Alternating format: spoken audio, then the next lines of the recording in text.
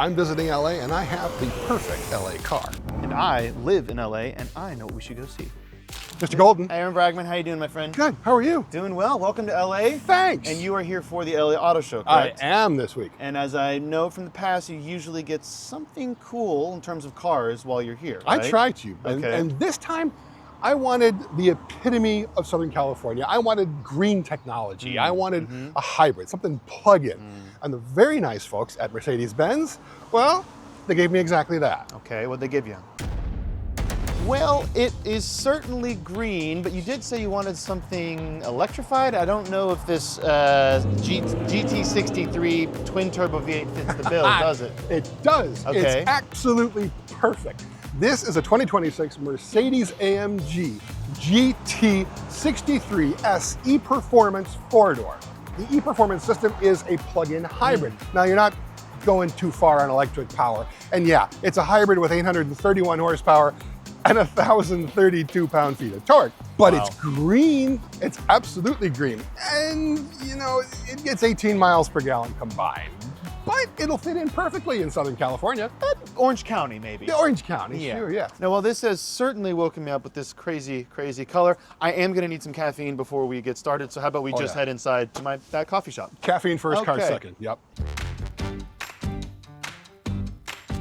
Where are we going? So, I think because of where we're located right now and the ease of driving, probably gonna go to Griffith Observatory first. Never been there. Yeah, it's a cool place. Check out the view. Sounds good. All right. This is a lovely drive. I didn't realize that they had such a park like this in Los Angeles proper, but what is that noise this thing keeps making? It's a piped in hybrid noise, but it doesn't sound like a muscle car. It just sounds like a weird, angry spaceship of some kind. Yeah, I really wish they kind of focused more on the V8 sound. I think that's probably what the people buying this car really want. And I understand, you know, you can't just leave the electric part silent, but I don't know, I don't think this was the way to go.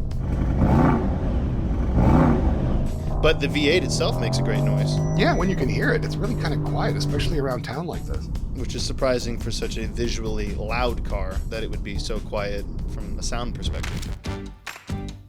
This is cool. Yes, this is the Griffith Observatory, and as the name implies, this is an observatory, but and a museum, but we're not really here for that today.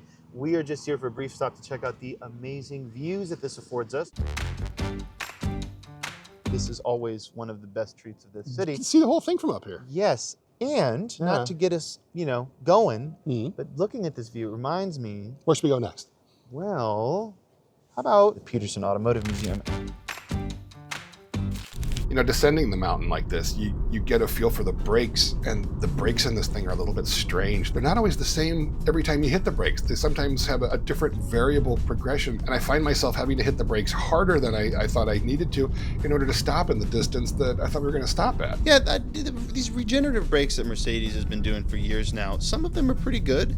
Some of them are really not good, and I don't know, you know, if it's product dependent in terms of like if it's an AMG product, it's different. If it's a standard car, it's different. But yeah, I don't know. I find it kind of touchy a lot of times. Yeah, these ones are just kind of weird. And I gotta admit, these seats, they're really heavily bolstered. But if you're just trying to commute in this thing, if you're just trying to drive around in this car, they're not the most comfortable. No, this is I don't want to call it compromise, but you really have to make a conscious decision to want this vehicle for daily use. I mean, it can be pretty punishing. Yeah, especially over these speed humps like we have here. The suspension doesn't react well to these at all.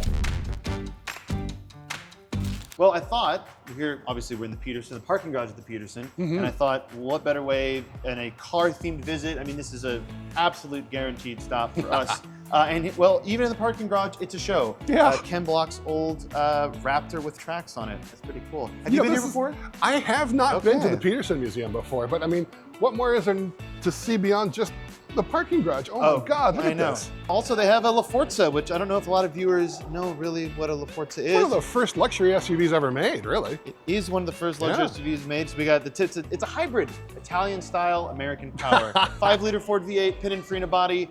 Interesting looks. You think it's beautiful? I like it. I think it looks great. It looks like a Range Rover of the area. I mean, yeah, it looks good to me. But it looks interesting. I would rather have this. Yes. Ford F-150 style side, 92.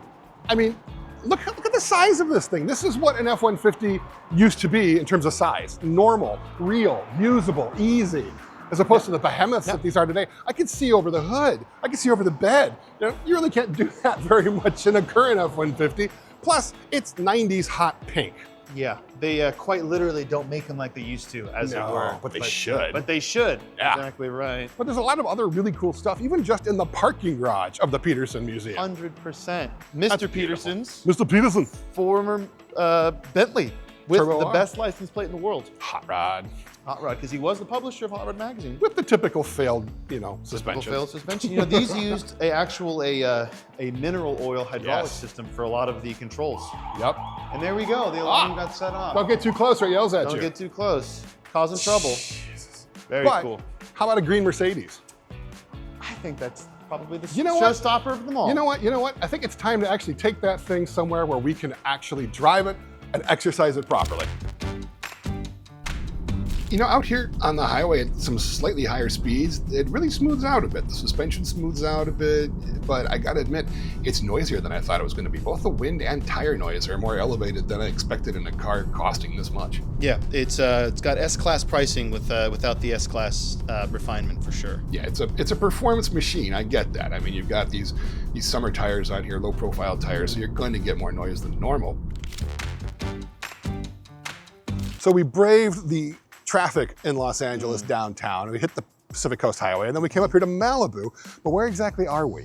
So we are in the famous Malibu Country Mart. It's like an open-air shopping center oasis in the middle of the long stretch of PCH.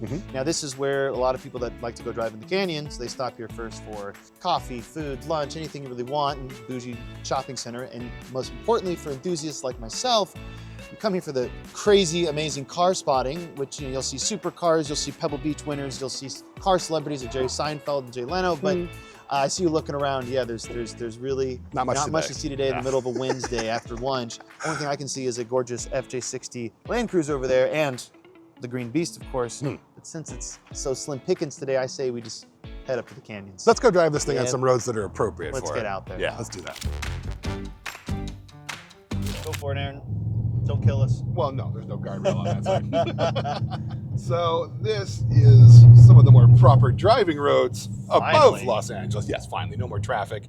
Lots of cool things to see in LA, but honestly, if you're a car enthusiast, this is where you want to be. And frankly, this might be one of the things you want to be in, or maybe not. Yeah, I was gonna say. I mean, there's a lot of performance potential in this thing because it's got 831 horsepower and 1,032 pounds-feet of torque. I want more. I don't think you need more. All-wheel drive, so it's got the 4MATIC system. It's got an electronic limited rear slip differential, and it's got an electric motor in the back as well. That electric motor in the back itself makes 200 horsepower, but honestly, I could do without it. I don't feel like it's really all that well integrated with the rest of the twin turbocharged 4-liter V8 powertrain. I mean, you're never lacking for torque, and you've got this 9-speed multi-clutch transmission, which if you want to shift it yourself, you can, but honestly, it does a pretty damn good job of it just by itself, and you don't really feel the need to shift it. I like just letting it do what it needs to do. I don't like trying to second guess the electronics and these kinds of things. And honestly, I don't know, these kind of cars, like these super high-powered AMGs, they're good, they handle quite well. They are over-gripped. Yeah. Tons of mechanical capability, but I will say they feel more oriented towards a long, open stretch of highway where you can just absolutely cane it than tight California canyon roads like this. Yeah. It just feels really big to me. I mean, the two-door AMG GT is tidy, it's nice, it feels a little bit more nimble than this, obviously, but this just feels large. Feels very large. I don't know if I'd describe the two-door AMG as tiny. That's still a pretty big and wide vehicle. That's like Viper-sized. I mean, that's... Yeah, it's smaller than this. It is smaller than this because it's E-Class to that, but yeah, I don't know. And these roads are admittedly pretty tight for it. Big, fast, handles decently. I mean, it's very well balanced. The ride quality is mixed. I mean, you do have some really enormous tires on this thing, and these are the super sticky summer tires. And you're talking about being both in sport mode and comfort. It doesn't really Yes. matter. It's still across the board. It's bumpy. Yeah. And loud. And very boomy. It's yeah. boomy. I mean, we were driving this on the highway earlier, and it's boomy and loud and not terribly luxurious in that regard. I mean, I think that adding the e-Performance plug-in hybrid version of this, to me, that's a European thing to do in order to get into congestion zones in European cities that require electric operation, or you get taxed to death. So adding that to this thing, I don't see the benefit of it in terms of performance. I mean, it is a Look at cool that. car. I mean, it's still tremendously cool. And I think the person who buys this is well aware of what they're getting. I don't think anybody's going to be surprised, green or otherwise, is going to be surprised at how this thing drives. I mean, we should talk about the green on this thing too. This is called Green Hell Magno. Green Hell, obviously, being the nickname for the Nürburgring. The Nürburgring, where a lot of these things are generally developed. It's a matte paint. I'm not a huge fan of matte paint. It's not purely matte, though. It kind of feels semi-gloss. well, I'll tell you this. So I understand there's probably mixed opinions publicly on this bright matte green color on a sedan. But I'll tell you what, I don't want my 800 plus horsepower, 1,000 plus pound-feet of torque vehicle to be I don't want it to be a subtle color. I want people to know That's true. how crazy this thing is. But if you plan on, being a scofflaw in it, and you don't necessarily want it to be this color. Whoa, Aaron, are you suggesting that some AMG drivers may or may not be driving like crazy people sometimes? I never do. I don't You know. never do? Oh, No. Give me the keys to an AMG. I always came within the speed limits. So yeah, overall, this or a Panamera GTS or something like that. Which Panamera would you pick? Honestly, so the issue run with that comparison, remind me, how much is this one? $230,000. Okay, well, wait a minute. Maybe not. Maybe my comparison stands.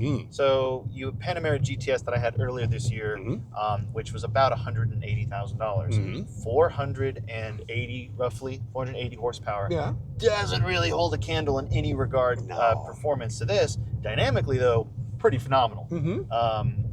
So really, you kind of have to compare this to the Turbo SE Hybrid, which would munch on that $230,000 budget like, I don't know, first time it had eaten in like 3 years. It would absolutely swallow that $230,000 budget without blinking an eye. So at that point, kind of whatever your budget allows. Personally, fanboy speak, I think the Turbo SE Hybrid is my pick in this segment because other than the crazy performance, you also get the benefit of it being quite a comfortable and more usable vehicle on a day-to-day basis, if that's what you want. And you get bananas levels of horsepower and torque.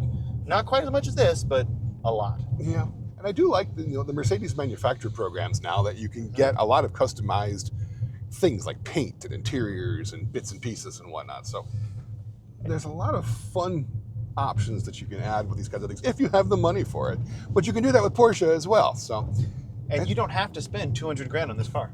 That's true. You can have one at a much less expensive price. Well, if I can read this while we are whipping around corners, we got.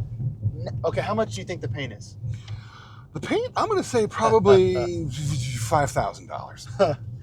$9,900 for the Green Hell Magna paint. Yeah, there you go. And then the Napa leather is $2,200. Carbon? The matte carbon is $2,850. Not too bad. How much is the aero package with that ridiculous wing on the back? Honestly, $1,100. No, actually, I think that's $2,850. Yeah, read that wrong. Sorry, they're driving. But the base price of this, so my point is, I was incorrect earlier. You do have to spend $200,000 on this car. You must spend, no matter what, $205,000. Now that's for the AMG GT 63S e-Performance. Exactly right. You can get a AMG GT 4-door for less than that. Yes, you can. With a lesser engine. You can get a GT, now correct me if I'm wrong, GT43, GT53. Can you get a regular GT63? No, can you get a GT43? I don't know. They make a 4-cylinder on the 4-door. Well, no, it was 6-cylinder. It used to be the V6. The 43? The 43 used to be the V6. Because the 43 in the SL is the Turbo 4. Okay, so they changed it. Yeah. But this is the old car. This is the old car. Can't we just call this thing a name? Why does it have to have all these damn numbers? I can't figure out anything anymore. Well, unfortunately, you're about 3 decades short of right. Mercedes to. Remember when they actually used to? they never did that. That's true. They've never not had alphanumerics. Crazy ass confusing. Yeah. Except when we were in the Petersen earlier, we saw a pagoda. We did see a Pagoda. That's not an official name. It was under the a tarp. W113. Yeah. It was under a tarp. It was under a shame. tarp. Yeah. I would have liked to see more. So overall, though, I mean, it's a unique car. It's a fun car. It's definitely a more of a look at me kind of thing than instead of an enthusiast choice, I would say. And final note on that paint color, this is far from the first Mercedes to wear this paint also. No, it's not. And it's not even the wildest paint that you can Not get on even this the thing. wildest paint. You have enough money, Mercedes will paint the car whatever color you want. I gotta say, even after the fires, the recovery up here in terms of the landscape is extraordinary. It's beautiful up here in Malibu. Malibu is always a treat to come to. And, well, You hungry? I'm kind of hungry. Do you know anywhere around here to go? Neptune's Net's not too far from here. We can get there 1/4 mile at a time. Tuna no crust. Let's get some lunch. Boo, get some lunch. All right, man.